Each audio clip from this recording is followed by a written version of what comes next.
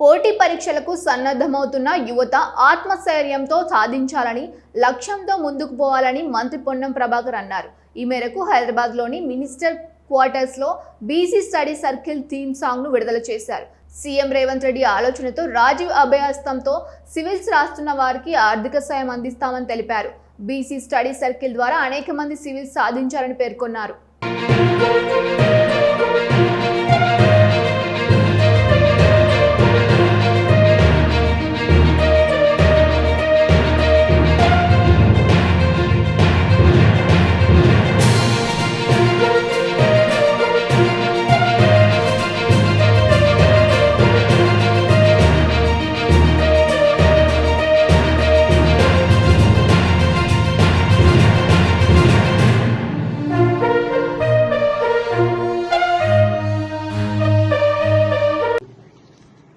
BC study circle డైరెక్టర్గా హరికృష్ణ గారు, తెలంగాణ ప్రభుత్వము గౌరవ రేవంత్ రెడ్డి గారు,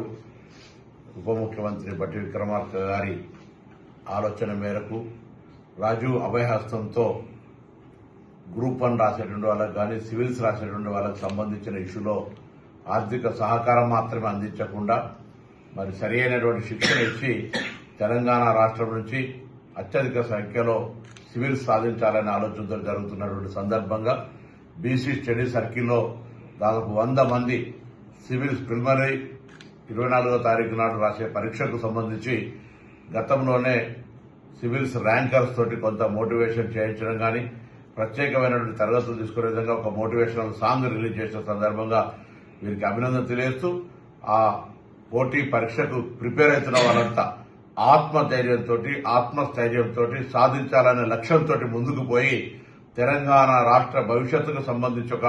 ఉన్నత అధికారులుగా పొందేటువంటి అవకాశాన్ని జారవిడుచుకోకుండా శ్రమపడి మీరు ఆ సివిల్స్ ప్రిలిమినరీలో కూడా పాస్ కావాలని ఆకాంక్షిస్తూ కోరుతూ మీ అందరికీ నా శుభాకాంక్షలు.